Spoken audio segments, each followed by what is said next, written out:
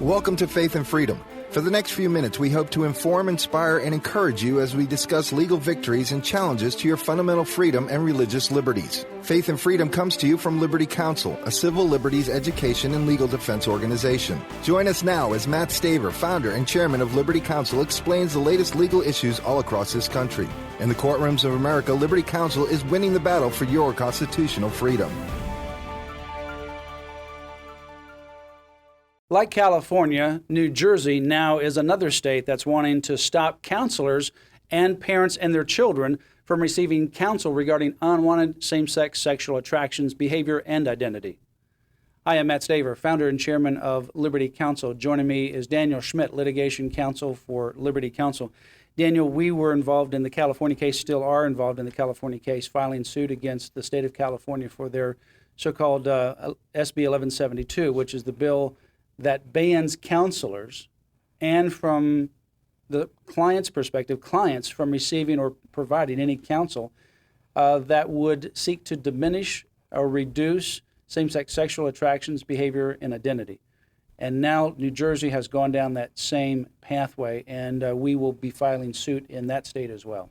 That's right, Matt, and this is just another effort to harm these children who are, many of them have been abused by sexual predators such as the likes of Jerry Sandusky and others, and they grow and begin to form and struggle with unwanted same-sex attractions. And bills like this would prohibit counselors from engaging in this type of therapy with these children. And it's counseling they need, counseling that is consistent with their sincerely held religious beliefs, and counseling that is effective, quite frankly. The studies have shown, despite the evidence that the legislature puts forward in other bills.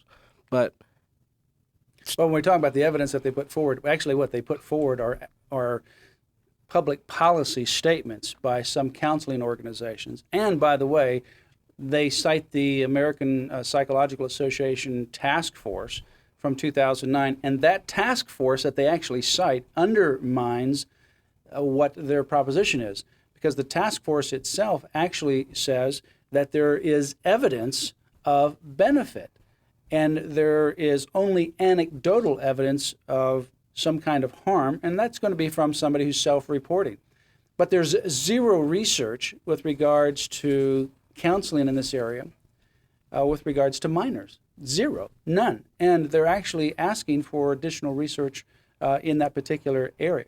So the report that they put forth completely undermines the very foundation of this law. That's correct, Matt. And not only that, but it's inconsistent with the APA's own statements on this matter. Dr. Christopher Rosick, who's one of our clients in the California case and a member of NARTH, who will be our client in New Jersey as well, says that he references a statement from the APA in one of the declarations that he's going to do for us as an expert witness.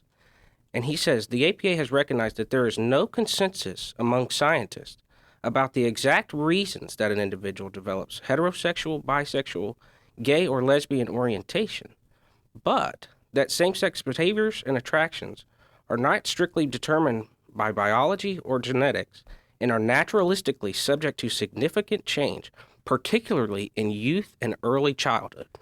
Yeah, and for the APA, and the research shows that some of these children, for example, that might develop same-sex sexual attractions, spontaneously have that disappear. So, take, for example, this situation. A young boy comes to the parents and says, I'm having these same-sex sexual attractions. I don't like them. I don't want to act on them. Can you give me some counsel? Can you give me some help? Well, they don't know exactly the best way to deal with this, so they take this individual to a licensed counselor who does, such as someone who is an individual that belongs to NARTH, the National Association for Research and Therapy on Homosexuality. And this individual now, at this point in time, is having a temporary flare-up of same-sex sexual attractions that will spontaneously go away without even any intervention. But now, under this law in California as well as New Jersey, the counselor must tell that individual, even though the person wants to not act on them, that it's okay, it's natural and normal. You got your religious values that conflict with it? Oh, don't worry about that. Let's work on changing your religious values to accept what you're feeling. Here, what this counselor is essentially forced to do is to affirm this individual in a situation in which that individual does not want to be, and in which time will spontaneously resolve that matter anyway. Essentially, he is trapping that individual and maybe not allowing time to actually heal these same-sex sexual attractions. That's right, Matt, and that's not inconsistent with the testimony of our own client in New Jersey, Dr. Tara King, who herself was abused as a child and who experienced same-sex attractions, and even throughout her teenage years and up until the age of 19 or 20, she still struggled with these attractions, but she went to counselors and sought counseling for some of these other traumatic things that had gone through her mind.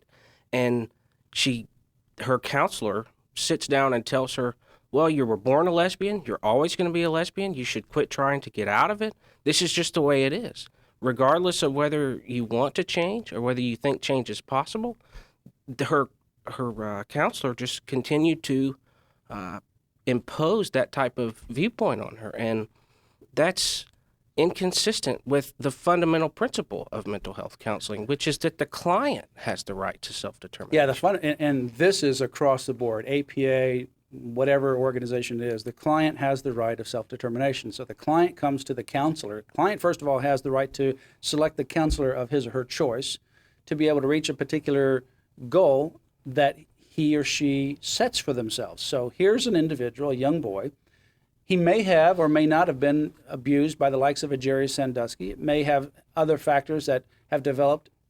At any rate, he's got unwanted same-sex sexual attractions. And I want to emphasize that, unwanted. He doesn't want them. So his mom and dad want to take him to a counselor. The parents and this young boy have a right to be able to set goals. My goal is I don't want to have these same-sex sexual attractions for moral reasons, for other reasons, and also even for my religious reasons. They conflict. So my value system does not want me to have these. Help me reach that goal. Well, the natural counselor would help that person reach that goal, and if they're not experienced, they would refer the person out to someone who can.